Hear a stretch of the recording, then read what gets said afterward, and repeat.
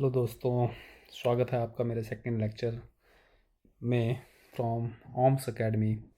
अगर आपने मेरा पहला वीडियो देखा है तो आपने देखा होगा कि हमने पहले वीडियो में कुछ बहुत ही बेसिक्स कंसेप्ट्स डिस्कस किए थे, like voltage, current, resistance and power के बारे में, और थोड़ा सा मैंने उसमें शायद सीरीज़ और पैरेलल कनेक्शंस के बारे में भी बताया था। आज हम थोड़ा सा आगे जाकर सेकंड लेक्चर के अंदर हम डिस्कस करेंगे थोड़े और बेसिक कंसेप्ट। तो उसमें हम सबसे पहले डिस्कस करते हैं डीसी एंड एसी। ओके, जब हमारे पास दो टाइप के करंट होते हैं, एक होता है डायरेक्ट करंट और एक होता है अल्टरनेटिंग करंट।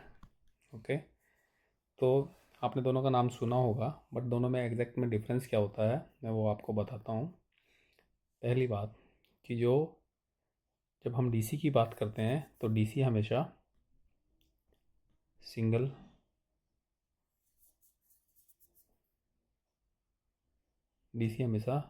फेज ही गिना जाता है, ठीक है।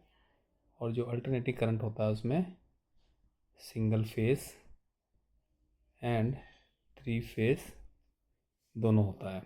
तो जब हम डीसी का अगर हम ग्राफ ड्रा करें और दूसरी तरफ हम एसी का ग्राफ ड्रा करें तो वो कुछ ऐसा आता है। सपोज़ कीजिए ये डीसी का है और ये एसी का है, ठीक है। तो अगर मैं इस एक्सिस पे टाइम को लूँ और इस एक्सिस पे मैं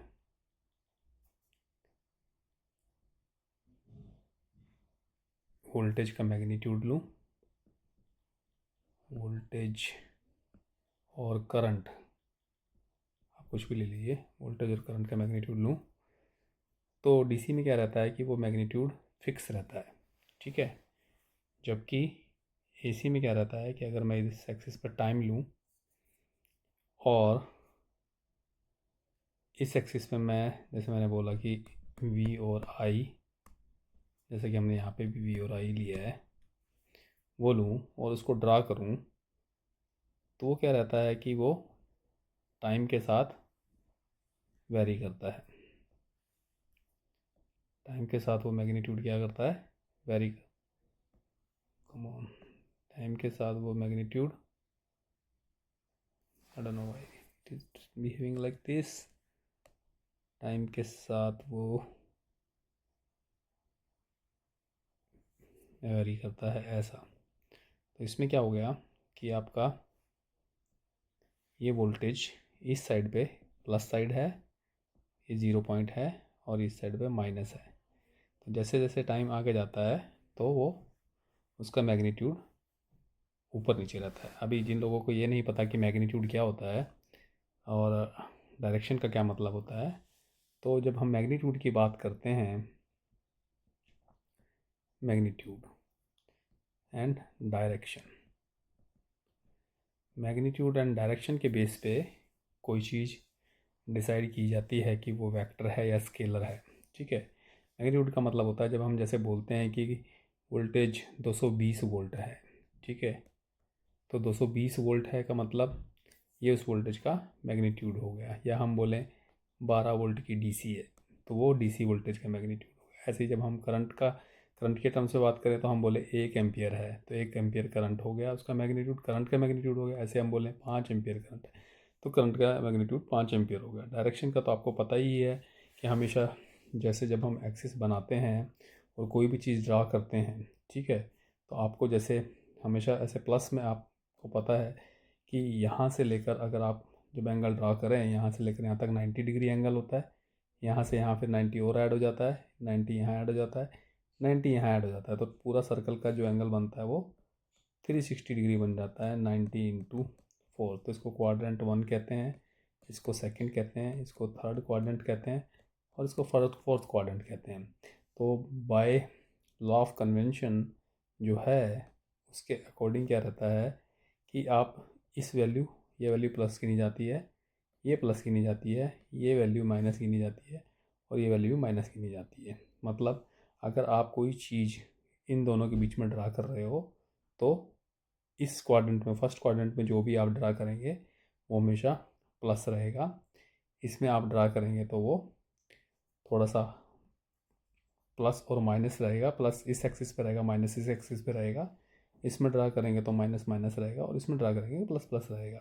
तो अगर आप ये वाला देखें जो मैंने ड्रा किया है, ये वाला, जो ये वाले मैंने ड्रा किया है एसी करंट, वो हमने इस तरह से ड्रा किया है ऐसे लेके, ठीक है। तो मतलब ये ऊपर पॉजिटिव है, नीचे है, तो ये लाइन मेरा टाइम तो कभी नेगेटिव नहीं हो सकता, तो टाइम तो पॉजिटिव ही रहेगा। तो ओनली मैग्नीट्यूड आपका प्लस माइनस हो सकता है। तो सपोज़ करो मैं बोलूँ कि ये जो वोल्टेज मैं दिखा रहा हूँ ये मेरे पास 220 वोल्ट है, तो ये 220 वोल्ट प्लस में है, 220 वोल्ट माइनस में है। तो जब हम इस 220 वोल्ट बोलते हैं इधर, तो ये इसकी मैक्सिमम वैल्यू रहती है। ये आपको ध्यान रखने का, ये मैक्सिमम वैल्यू रहती है। हालांकि जो 220 जब घर में जो बोलते हैं वो मैक्सिमम वैल्यू नहीं रहती है, वो आरएमएस वैल्यू रहती है। बट मैं एग्जांपल के लिए आपको बता रहा हूँ कि यहाँ पे अगर मैंने ऐसा 220 लिखा है तो ये आपका क्या है, पीक वैल्यू है या मैक्सिमम वैल्यू है। तो एसी में क्या है कि आपकी वोल्टेज की डायरेक्शन भी चेंज हो रहा है और मैग्नीट्यूड भी चेंज हो रहा है। इस वाले प्लस था, यहाँ माइनस हुआ, यहाँ प्लस था, यहाँ माइनस हुआ, राइट। और हर एक टाइम इंस्टेंट पे अगर आप वेरी माइक्रो में देखें, वेरी टाइम को बहुत माइक्रो पैरामीटर्स करके देखें, छोटी यूनिट्स में देखें, तो आप देखेंगे कि हर एक टाइम पे इसका मैग्नीट्यूड अलग अलग है। यहाँ पे आके जीरो हो जाता है, फिर मैग्नीट्यूड नेगेटिव में जाके अलग अलग वैल्यू आता है, और फिर यहाँ आके जीरो हो जाता है। तो यहाँ से, जहाँ से आपने स्टार्ट किया, जस्ट 1 मिनट, यहाँ से लेकर यहाँ तक, इसको हम बोलते हैं एक साइकिल। तो एक साइकिल के अंदर कितने हाफ साइकिल हुए? 2 हाफ साइकिल। कैसे हुए?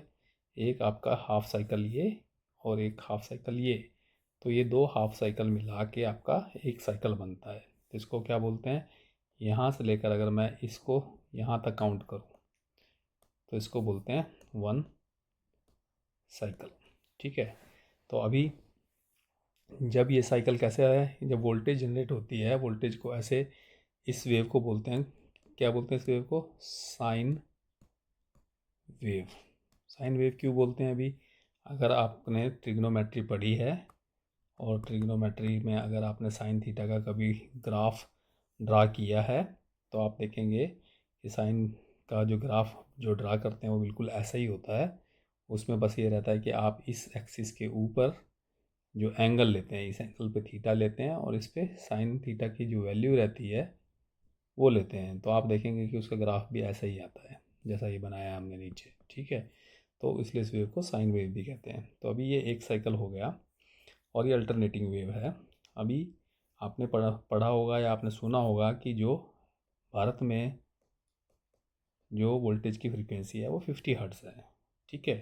अभी फ्रीक्वेंसी का क्या मतलब होता है? ठीक है, फ्रीक्वेंसी का मतलब क्या होता है? फ्रीक्वेंसी का मतलब होता है साइकिल्स पर सेकंड। मतलब एक साइकिल के अंदर, एक सेकंड के अंदर कितने साइकिल्स वोल्टेज कंप्लीट करती है। तो इसका अभी जब हम बोलते हैं कि इंडिया में फ्रीक्वेंसी 50 हर्ट्ज़ है, इसका मतलब है कि जो इंडिया में जो वोल्टेज आती है, अगर हम उसका ये साइन वेव देखें, जो कि हम मेज़र कर सकते हैं, एक डिवाइस रहता है CRO, कैथोड रे ऑसिलोस्कोप, उसमें हम वोल्टेज की ऐसे वेव भी देख सकते हैं। तो उसमें अगर हम किसी वोल्टेज, जो आपकी इंडिया में कोई भी वोल्टेज है 220 वोल्ट, आप मेज़र कर सकते हैं इजीली, उस वोल्टेज को आप CRO में मेज़र करके देखेंगे तो आपको दिखाएगा कि ये साइकिल एक सेकंड के अंदर 60 साइकिल्स आप उस वोल्टेज के रहेंगे। 60 नहीं, 50, क्योंकि 50 हर्ट्ज़ है, 50 साइकिल्स आपके रहेंगे। तो आपको याद रखना है कि फ्रीक्वेंसी इंडिया में 50 हर्ट्ज़ है। 50 हर्ट्ज़ का मतलब कि वोल्टेज या करंट एक सेकंड के अंदर 50 बार ऐसे प्लस होता है, 50 साइकिल्स कंप्लीट होते हैं, ठीक है। तो एक साइकिल में आपका एक बार पॉजिटिव है, तो 50 साइकिल्स के अंदर 50 बार पॉजिटिव हुआ, और एक साइकिल के अंदर एक नेगेटिव है तो 50 बार ही नेगेटिव हुआ। तो कितना हो गया, 50 प्लस साइकिल, 50 माइनस साइकिल, और टोटल सिर्फ 50 साइकिल, ऐसा बोल सकते हैं। ठीक है। जबकि जो डीसी रहती है, यहाँ आप डीसी देखेंगे अगर, तो डीसी में क्या रहता है, डीसी में कोई डायरेक्शन नहीं रहता। डीसी हमेशा कांस्टेंट रहती है मैग्नीट्यूड, और उसका कोई डायरेक्शन नहीं रहता। वो एसी की तरह ऐसा डेविएट नहीं करती है, प्लस माइनस माइनस प्लस ऐसा नहीं जाती है। ठीक है। ये इसको हम फिक्स्ड डीसी बोल देते हैं।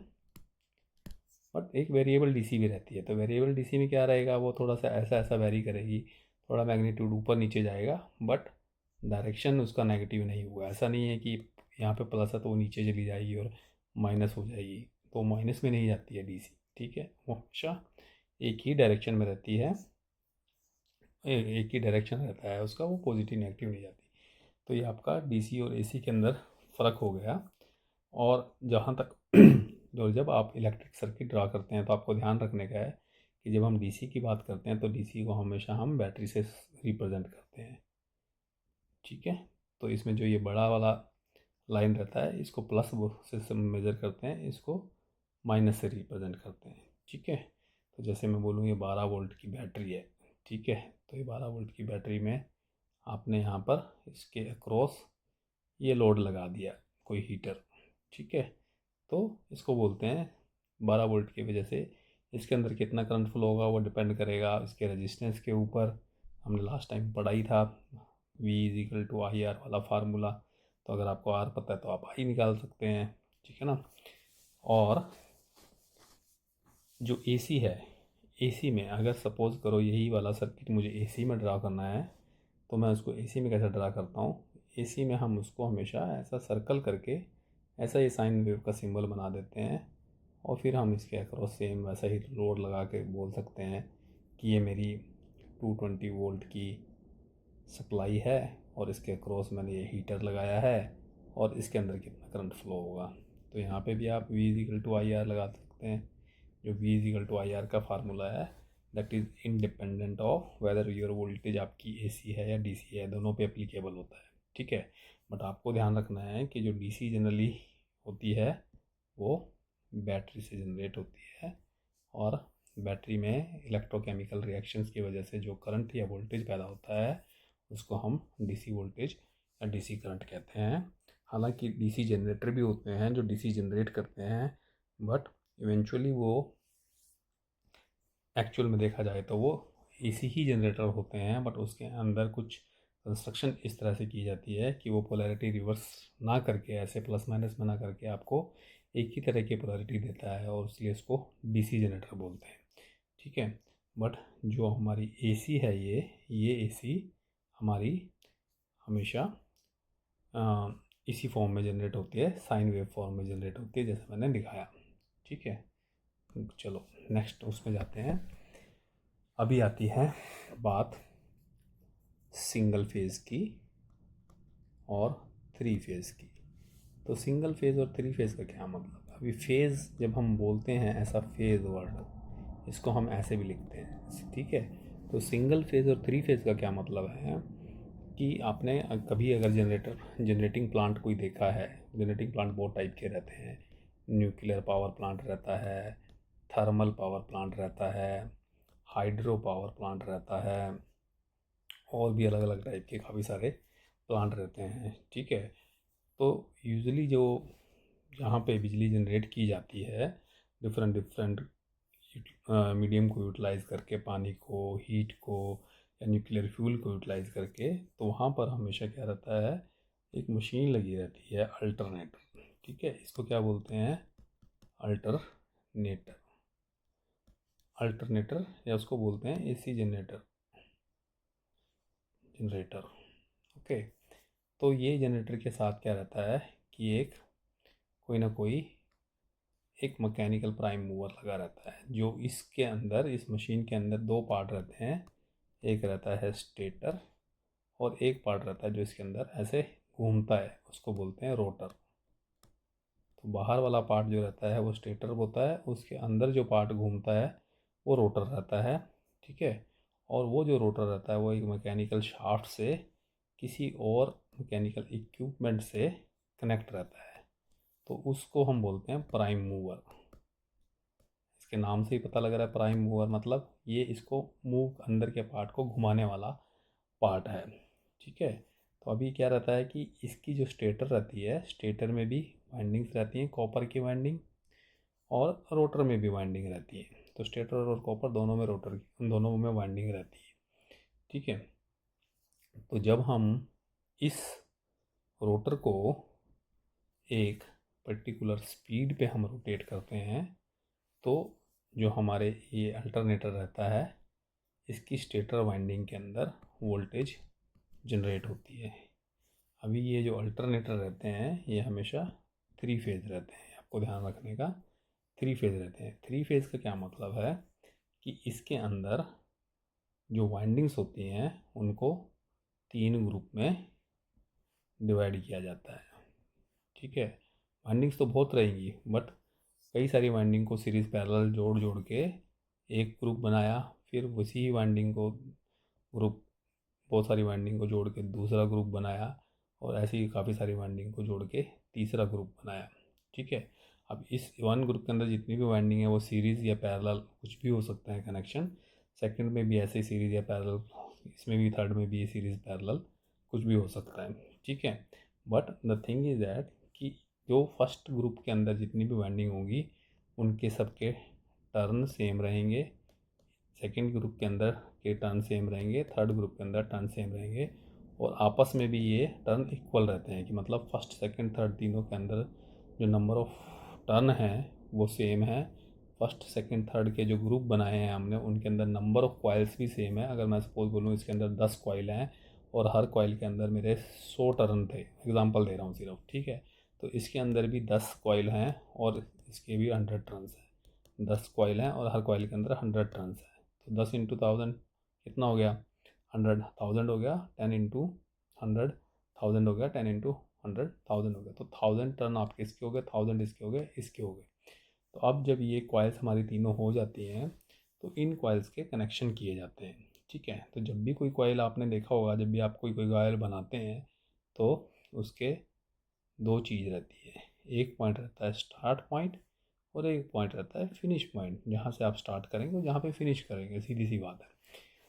तो ऐसे ही बहुत सारी कॉइल को आपस में सीरीज पैरेलल जोड़ के आपके पास लास्ट में 2 ही टर्मिनल बनने वाले हैं, एक स्टार्ट और एक फिनिश। तो अब क्या रहता है कि जैसे एक कॉइल मेरे पास ये थी, और एक कॉइल मेरे पास ये थी, और एक कॉइल मेरे पास ये थी। ठीक है, तो मैं क्या करता हूँ, मैं सबके स्टार्ट पॉइंट को जोड़ देता हूँ, तीनों कॉइल के स्टार्ट पॉइंट को, और तीनों कॉइल के जो फिनिश पॉइंट है उनको बाहर में ला के यहाँ ले आता हूँ स्टेटर के टर्मिनल के ऊपर। ठीक है, तो ये तीनों पॉइंट बाहर आ गए मेरे।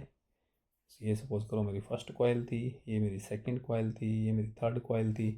ठीक है, तो मैंने क्या किया, इन तीनों कॉइलों के जो स्टार्ट पॉइंट थे उनको आपस में शॉर्ट किया, और एफ वाले जो पॉइंट थे, ये इसको F3 बोल रहे हैं क्योंकि तीसरी कॉइल का है, ये F2 है तो इसको F2 बोल रहे हैं, इसको F1 बोल रहे हैं।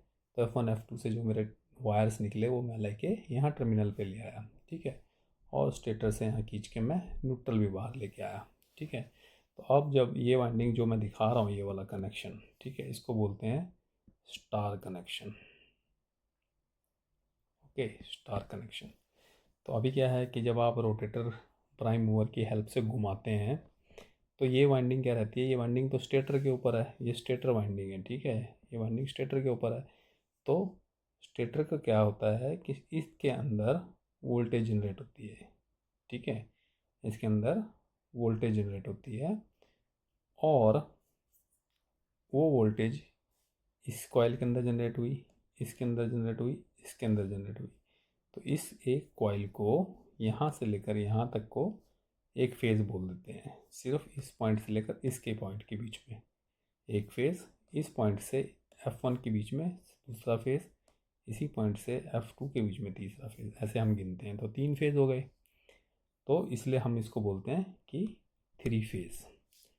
ठीक है, अब जब हम 2 फेज़ के बीच की बात करते हैं, कि मैं बोलूँ F1 और F2, ये वाला पॉइंट और ये वाला पॉइंट, तो इसको बोलते हैं लाइन वोल्टेज,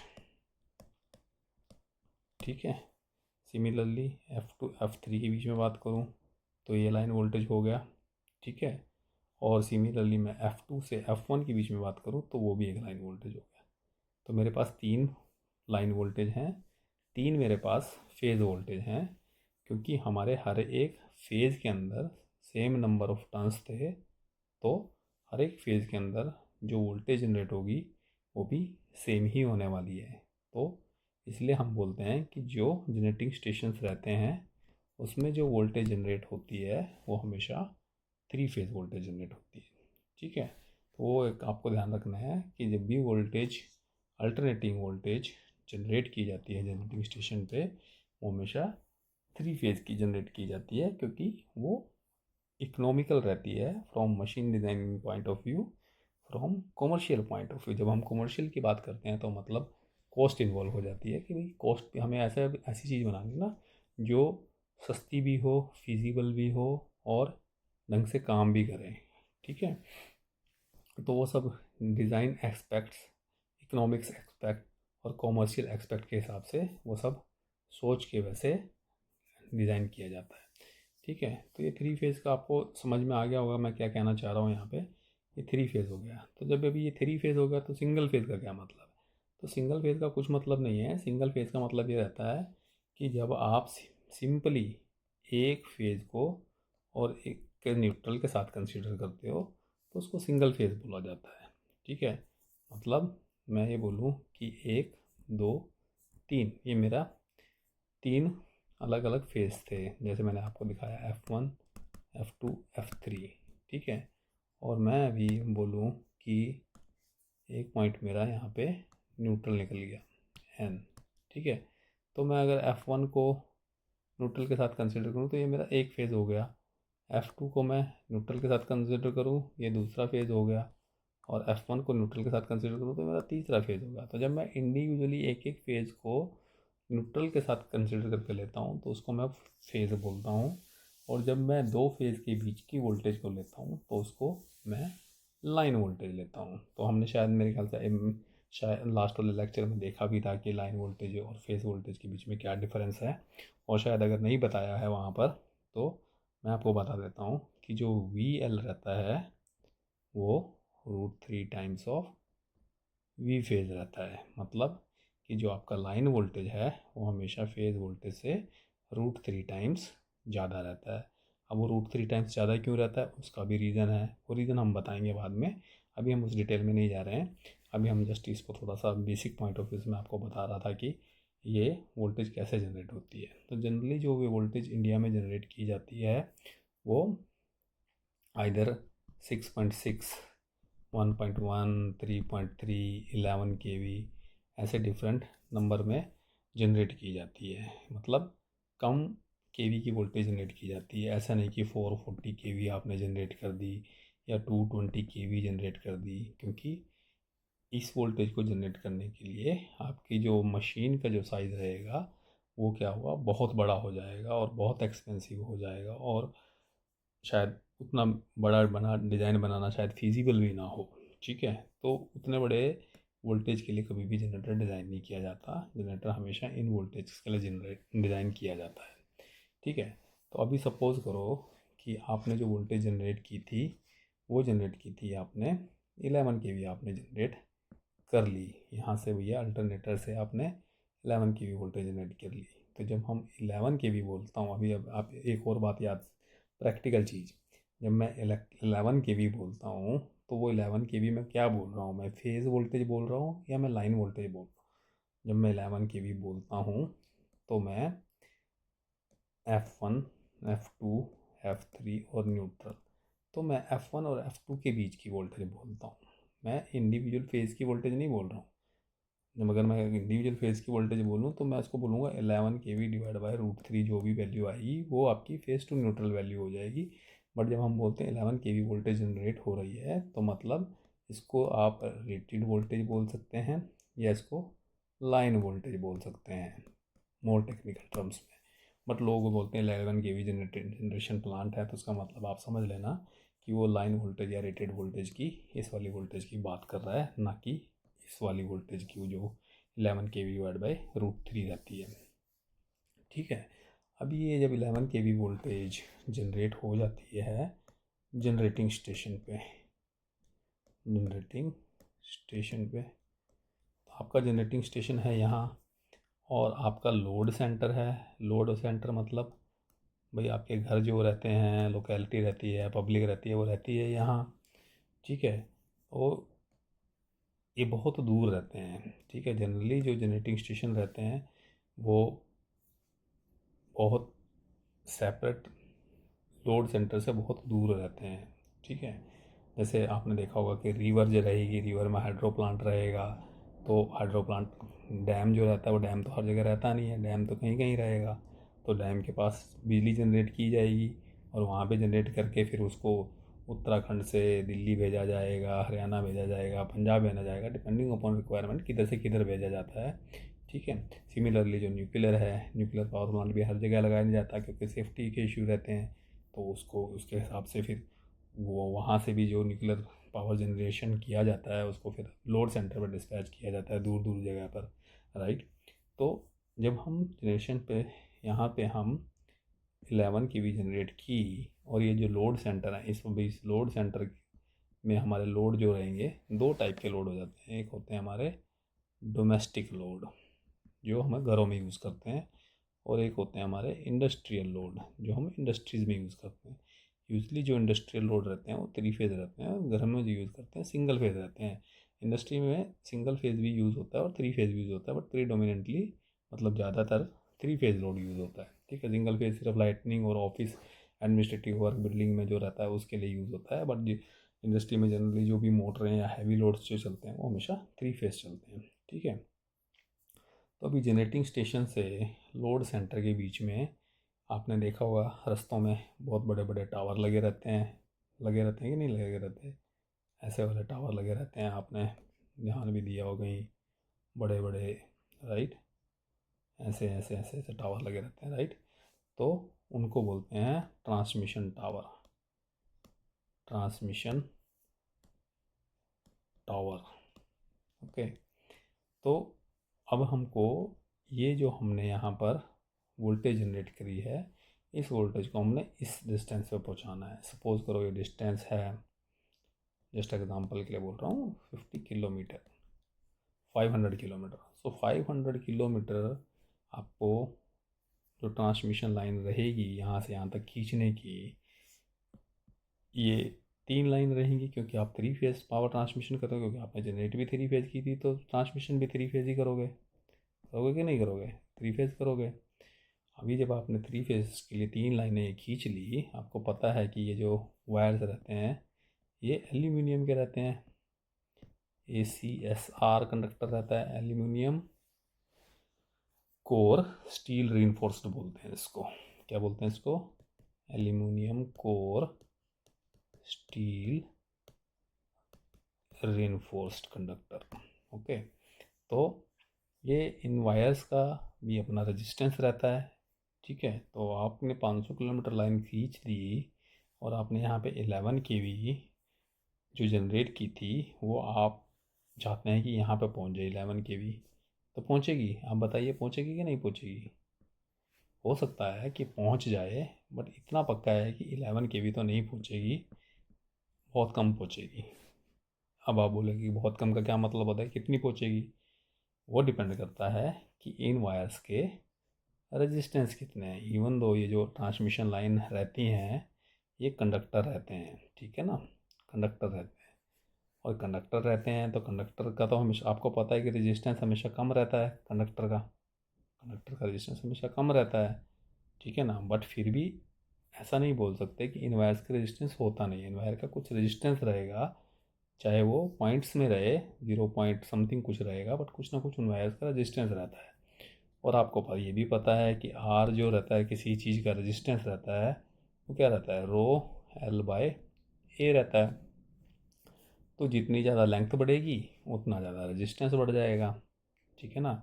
और जितना कम क्रॉस सेक्शन होगा उतना ज़्यादा ये फिर रेजिस्टेंस फिर और ज़्यादा बढ़ जाएगा। अगर ये कम है तो बढ़ रहा है और लेंथ ज़्यादा है तो भी बढ़ रहा है रेजिस्टेंस, ठीक है ना।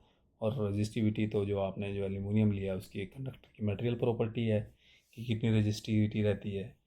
तो क्या होता है कि जो इन वायर का रजिस्टेंस इसके अंदर, अगर जब करंट फ्लो होगा तो इसके अंदर बहुत सारे लॉसेस हो जाएंगे इस ट्रांसमिशन लाइन के अंदर, अगर हम इसको कम वोल्टेज पे ट्रांसमिट करेंगे।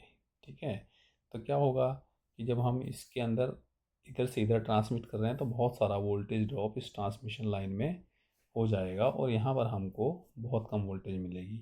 अब वो वोल्टेज ड्रॉप कितना होगा वो डिपेंड करता है इसकी लेंथ कितनी थी, इसके कंडक्टर का रेजिस्टेंस कितना था, मटेरियल की रेजिस्टिविटी क्या थी, और जो कंडक्टर लिया उसका क्रॉस सेक्शन एरिया क्या था। तो वहाँ से हम रेजिस्टेंस निकालें, उसको करंट से मल्टीप्लाई करें, जितना करंट ये यहाँ से यहाँ भेजेगा, इधर से इधर जनरेटर से इधर आएगा, वो भी करंट तब भेजेगा जब आप यहाँ पे कोई लोड कनेक्ट करेंगे। ऐसे तो करंट भी नहीं आता क्योंकि ये ओपन सर्किट हो गया इधर से इधर, राइट।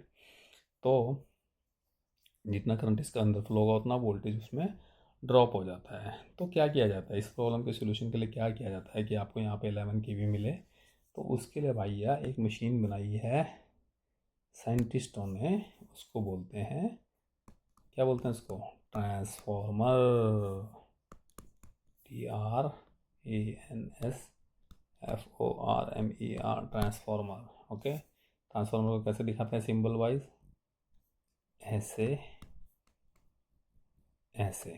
ठीक है, तो ट्रांसफार्मर का क्या काम रहता है कि अगर आप इसको कम वोल्टेज देंगे, यहाँ पर 11 kV देंगे, और आप दूसरी साइड पे कितने ही वोल्टेज ले सकते हैं, अगर बट आपको उस ट्रांसफार्मर का डिज़ाइन उस हिसाब से करना पड़ेगा। ठीक है, आप इधर से 220 भी ले सकते हैं, इधर एक नया दूसरा ट्रांसफार्मर 220 की जगह इसको आप 440 kV के लिए भी डिज़ाइन कर सकते हैं, इसको आप 138 kV के लिए भी डिज़ाइन कर सकते हैं। तो डिपेंडिंग अपॉन कि आपने कौन सा ट्रांसफार्मर लिया है वोल्टेज को स्टेप अप करने के लिए, तो यहाँ जनरेटिंग स्टेशन पे जो ट्रांसफार्मर लगता है वो कौन सा ट्रांसफार्मर होता है, अप स्टेप अप ट्रांसफार्मर होता है। तो स्टेप अप ट्रांसफार्मर का क्या मतलब हो गया कि अगर आप 11 kV दे रहे हो तो इस वोल्टेज को वो बढ़ा देगा। आप कितना बढ़ाएगा वो डिपेंड करता है कि हमने कितने दूर वो वोल्टेज ट्रांसमिशन करनी है और ग्रिड की कैसी रिक्वायरमेंट है, ग्रिड का डिज़ाइन कैसा है। यूजली जो ट्रांसमिशन वोल्टेजेस रहती हैं इंडिया में 220 kV, 400 kV, और मे भी शायद 138 kV भी रहती है, शायद इस रेंज की है ट्रांसमिशन वोल्टेज रहती है। ठीक है, तो फिर अभी ये जो वोल्टेज यहाँ से पॉइंट ए से पॉइंट बी जा रही है, इस लाइंस को बोलते हैं ट्रांसमिशन लाइन। ट्रांसमिशन लाइन, और जैसे जैसे वो इस लोड सेंटर के नज़दीक पहुँचेगी तो उनको बोलते हैं डिस्ट्रीब्यूशन लाइन। ओके, तो दो लाइंस होगी, एक लाइन को बोलते हैं ट्रांसमिशन लाइन, और जो डिस्ट्रीब्यूशन लोड डिस्ट्रीब्यूशन के पास जैसे लाइनें पहुँच जाती हैं उसको बोलते हैं डिस्ट्रीब्यूशन लाइन।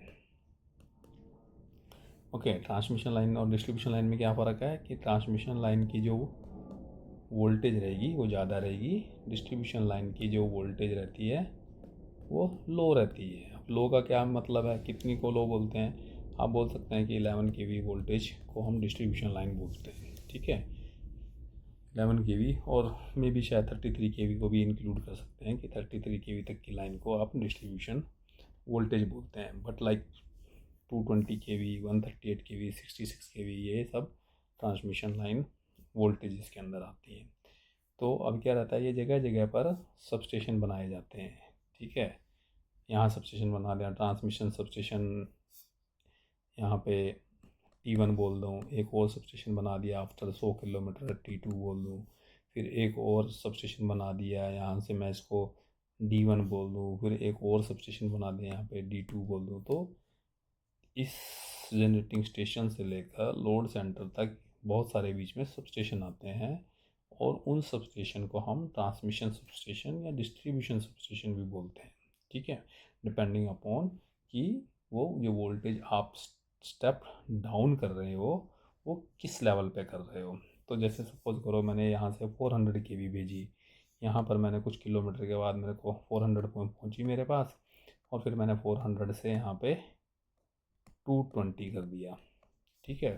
400 से 220 किया, फिर 220 को मैंने फिर 100-150 किलोमीटर तक पहुँचाया, और फिर मैंने 220 को क्या किया, 66 कर दिया। फिर मैंने फिर 100-150 किलोमीटर थोड़ा सा ओवर किया, फिर मैंने 66 को क्या किया, 33 कर दिया, ठीक है। फिर यहाँ पे 33 को फिर मैंने 11 की भी कर दिया, तो मेरे को 11 मिल गई। अभी मैं यहाँ से 11 की भी भेजना चाह रहा था, बट अगर मैं डायरेक्ट भेजता था तो मेरे को 11 की भी नहीं मिलती थी, क्योंकि मेरी सारी जो वोल्टेज है वो इसमें ड्रॉप हो जाती थी, ठीक है। तो इसलिए जब भी वोल्टेज ट्रांसमिशन की जाती है वो हाई वोल्टेज पे की जाती है, क्योंकि हाई वोल्टेज पे ट्रांसमिशन करने के क्या फ़ायदे रहते हैं कि आपके जो लॉसेस रहते हैं वो लेस रहते हैं, क्योंकि हाई वोल्टेज पे करंट क्या रहता है, कम रहता है। आपने पता है ना VIR formula, V is equal to I upon R, right. V is equal to V is equal to IR, right.